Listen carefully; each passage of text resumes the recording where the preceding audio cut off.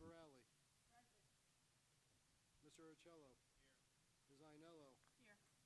Mr. Laurentino. Ms. Roloff. Here. Ms. Torvik. Ms. Traverso. Here. Ms. Zottarelli.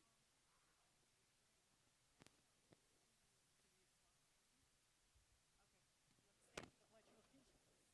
I pledge allegiance to the flag of the United States of America and to the republic for which it stands, one nation, under God, indivisible, with liberty and justice for all. Sorry, ladies and gentlemen, for the technical difficulties this evening. Okay, adequate notice of this meeting has been sent to all members of the Board of Education and to the Bergen Record in accordance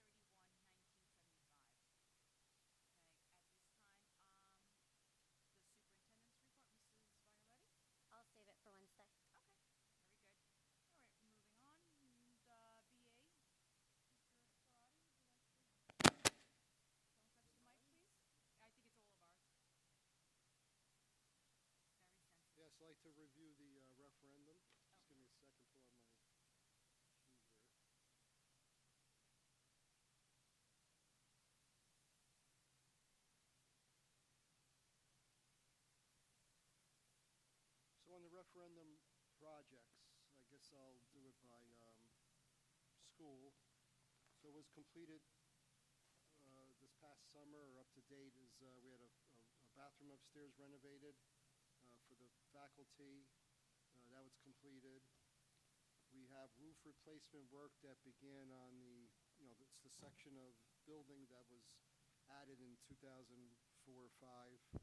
That's over the media center, those classrooms on the front of the building, and also the auxiliary gym and the areas around it. They're almost completed. The only part they're going to have to hold off on, it was hard to coordinate the solar panel removal. So there's just the auxiliary gym. There's other panels on the roof, but the roof areas that we're doing is just the auxiliary gym has panels. And by the time the solar company reviewed the contract we have with them, they're going to they have to remove them at their cost. We do the roof work, and they put them back on and get them updated. The only thing we're liable for is the downtime that the panels are not producing the electricity. So that couldn't be coordinated in time. So we're going to get it all in place by next late spring. So, day one when everybody's out of here, they're going to be scheduled to remove the panels. And this will be the same here, Franklin and Long School. This one has the most in the area that we're doing. Franklin's next, and Smith. So the other areas are getting done, and they've been doing the other parts since school started on the weekends. And like they did some this past weekend, which was nice weather. We did renovations to the front of the school here with the new crosswalk and sidewalk from the parking lot. We're going to be adding a sidewalk from the front door to the middle school entrance, so students, when they're walking up through the center part, can walk over to the middle school door. So this is considered like phase one of the improvements. We'll work by next summer on improving, doing some other things to improve the front of the school that was in the referendum. And the one that we're waiting for approval, any day I'm hoping there's an email saying that we're approved, is the application with the DEP, because the field is in a flood zone. So even though it's going from grass to natural grass to artificial grass, the water still flows through the whole area. It's not like it's concrete. You still have to do a application to the DEP, and we started this last July. It's just a brutal process. I've said it before. You don't even know where you stand. It takes weeks and months to get a reply back. So right now it's there. We think that its application is getting past the first level of review, so then there's just supervisors to look at it. So we're hoping that's the hard part, and the other part will come hopefully quicker. We're hoping now that it gets approved and we can start this work after the football and soccer season. The contractor, the bid was awarded. No, it wasn't awarded. The bid was put out there last December. We have a contractor that's waiting to get approved, but we can't approve it till the DEP approves the field. So when that happens, if the meeting's not scheduled soon, close to that, we will schedule another special meeting to approve that and the contractor for the turf field. At Franklin, it's like I mentioned, it's really just the roof left right now, and again, that will be held off till next summer. Smith, they'll work on as long as the weekends are good, up until it gets colder. They'll try to get that done. Long School will be held off till next summer, the roof. Coolidge School is being renovated. Some of the board members saw that the last week in August. It's progressing, and maybe another week or so we could take another visit over there, but that's moving along. And Washington School, which had the most work done, I mean, it's almost a 100-year-old building, and we had the most work done there. Second floor, there was 4 classrooms that were renovated. 3 of them were done by one contractor, and they're all complete with bathrooms, and they're all being used. The other room that's down on the side where the elevator will be is almost done. I know they were there the other day, and they're working on some bathroom items, so that's getting almost done. And then downstairs, the room is done that they had to shorten up because we have another first floor entrance to the elevator. The elevator is the only part we got it late because the bid was protested back in January, so I delayed the ordering of the elevator, and that took a long time anyway. We're waiting any day now for the elevator to get delivered, and then they will put it together in their area to work. We're hoping that within the next month that gets to be operational. The shingle roof was replaced there the last week in August. They just have to replace the gutters, and that project will be done. And the roof, they're trying to complete that again. If the weekends are good, they'll replace the flat roof areas on the side of the gyms. We're still looking to do ceiling and lighting on the first and second floors. We weren't able to get that completed. There was too much going on and getting a price together. So either we're going to try for during the year if we could do a drop ceiling and lights, or if not, it'll be next summer. And we renovated 2 rooms to create more areas for instruction on the first floor and created another faculty bathroom. So yeah, a lot of work was done there. The guys did a great job in getting it all completed and ready for the start of school. And again, we could always go by there again and take a look at it. If not, we'll see in a couple of weeks at the 100-year celebration. Any questions on those items? Well, I think originally it was around by like the end of October, early November to be completed. So. And you would anticipate to get into the building when? We initially thought of maybe we got to find a time that's to move over there, but we're thinking around January. Okay, just curious. Yeah, we have we can get a lot of things hooked up before we even get there, and with less paper and less file cabinets to move over, the transition should be fairly easy moving over there. I'm being told that there's no sound. The person is checking another device to see. Mr. Patel? I'm being told that there's no sound on our YouTube, but the person is checking another device to see if it's just that one. Nobody heard my report? Oh, darn it. I can't repeat it.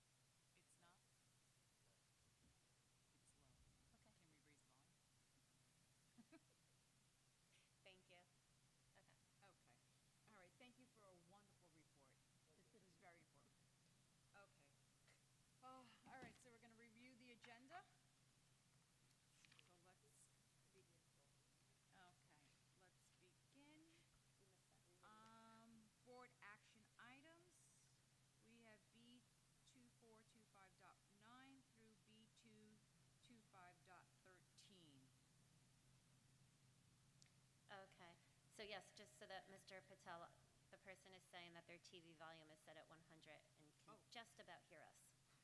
So it is very low. Okay, board action items.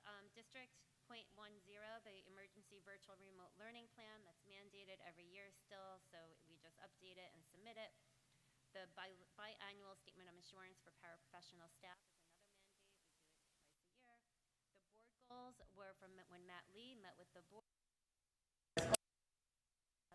So those are the goals that the board will be adopting, and they next agenda after next month. And then the district nursing services plan is a mandate to do every year. Okay. Does anybody have any questions or discussion points? No? Okay. All right. Ms. Traverso, would you like to do education and curriculum?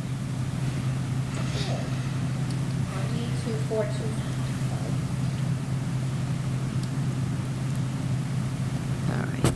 On E2425.10 through E2425.19, are there any questions or conversation?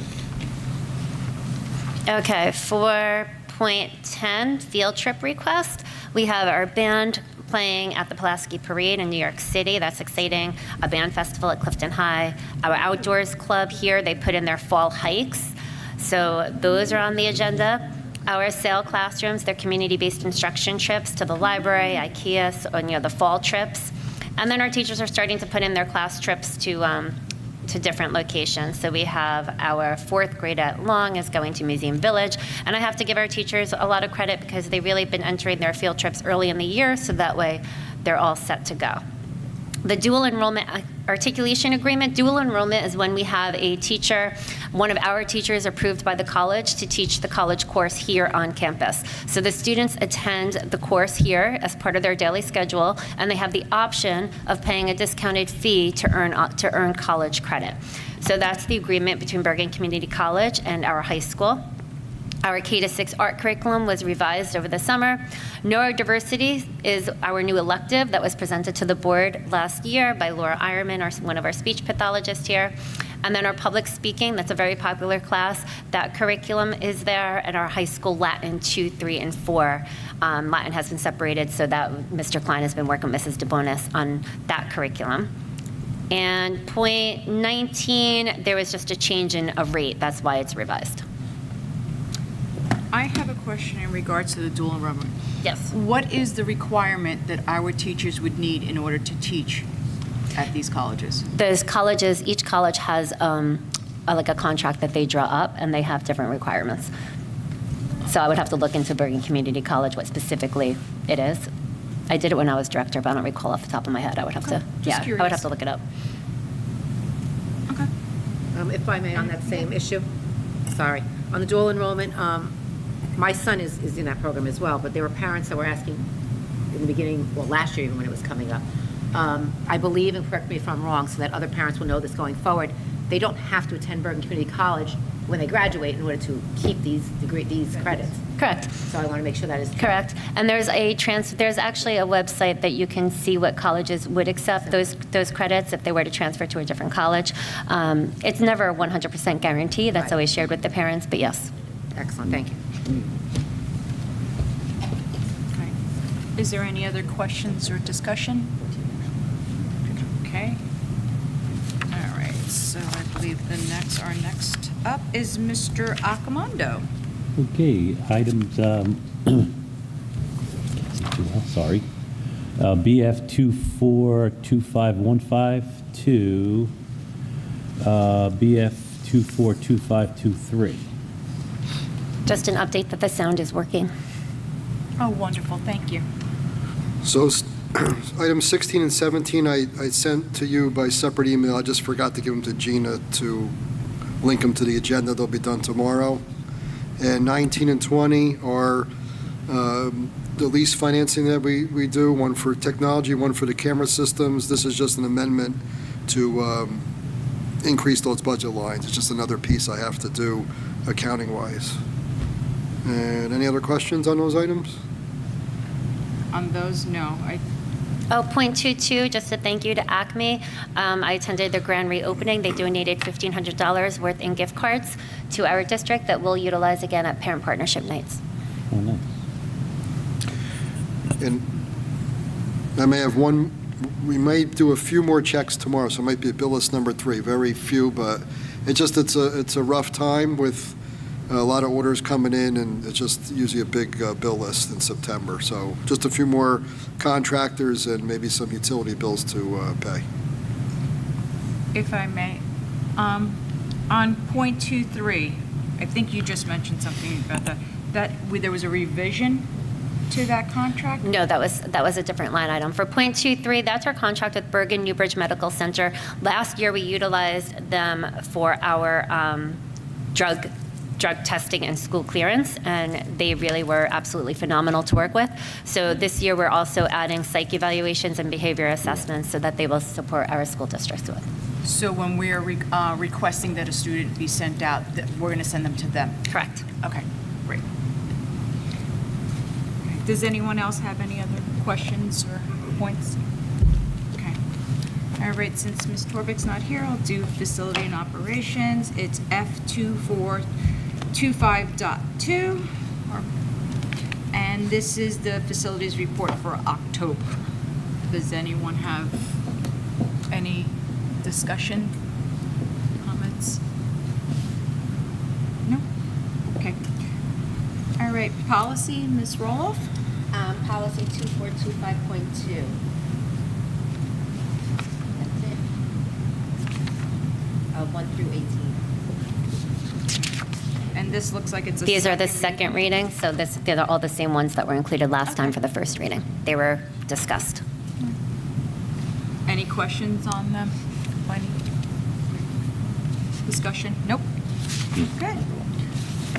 Negotiations. Ms. Sotarelli's not here today. We have nothing? I know, Ms. Roloff, you're on that, right? What was that? Negotiations.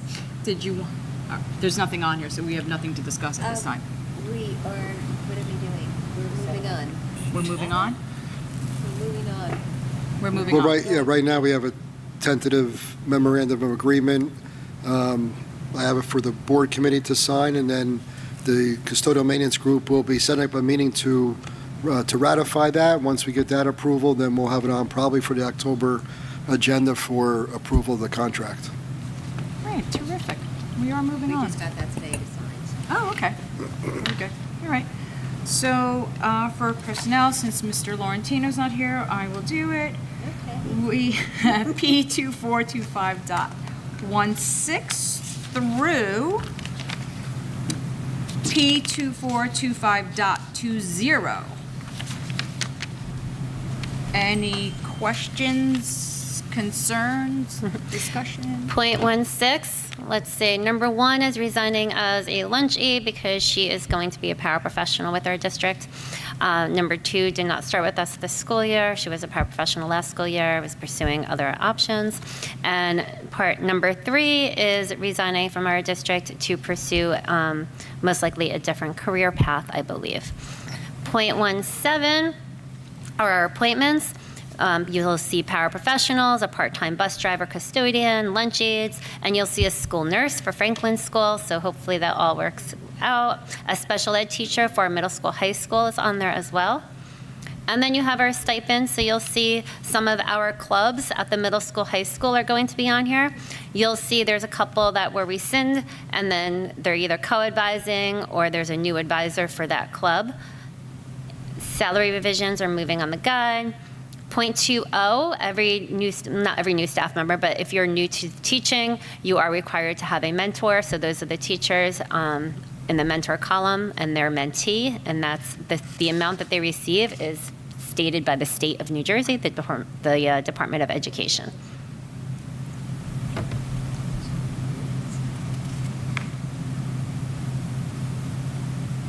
And that it varies because it's based on whether or not that new teacher has a CE, Certificate of Eligibility, or a Certificate of Eligibility with Advanced Standing, CEAS.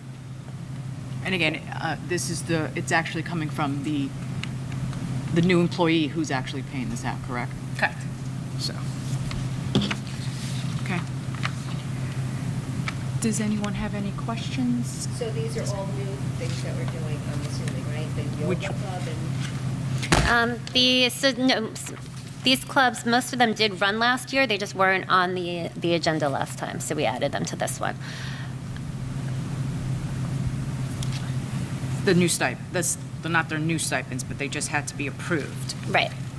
So what we did was we also created over the summer a Google site for our clubs and activities to kind of have it a little bit more organized and make sure it's reflective of our board policy. So there are some requirements for our clubs. We reviewed all of these. Each of our staff members has access to the Google site, reviewed the attendance requirements and, note-taking for the different activities they do, and make sure that they're evaluated at the end of the year as well. Okay, perfect. Does anyone have a question, discussion, concern? No? We're good? Great. Abby? Okay. All right. Do we have any other committee reports?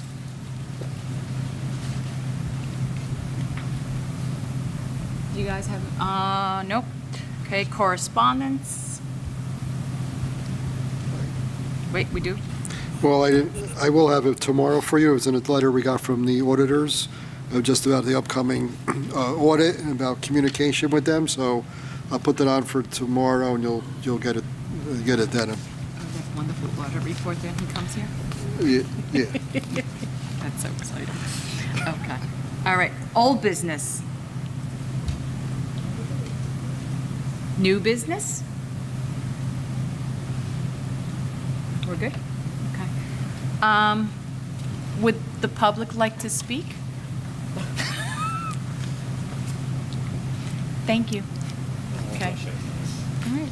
I'm gonna then, all right. Closed session. We're going to go into closed session, so let me read my paragraph here.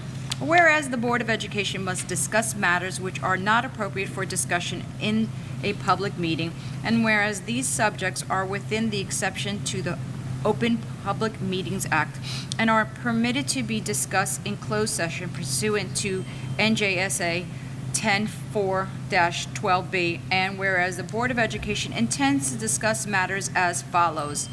The New Jersey SAs 10.4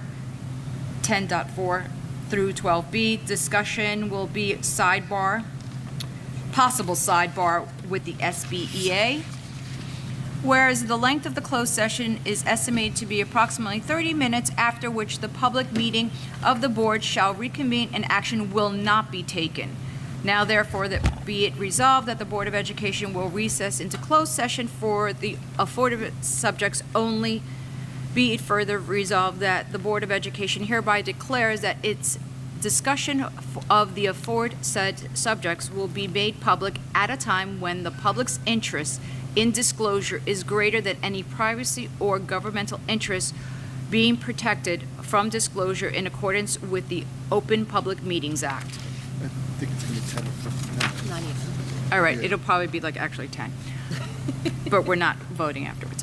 Okay, all right, so can I have a motion to close? Second. Okay. We are closed. Have a good evening. See you.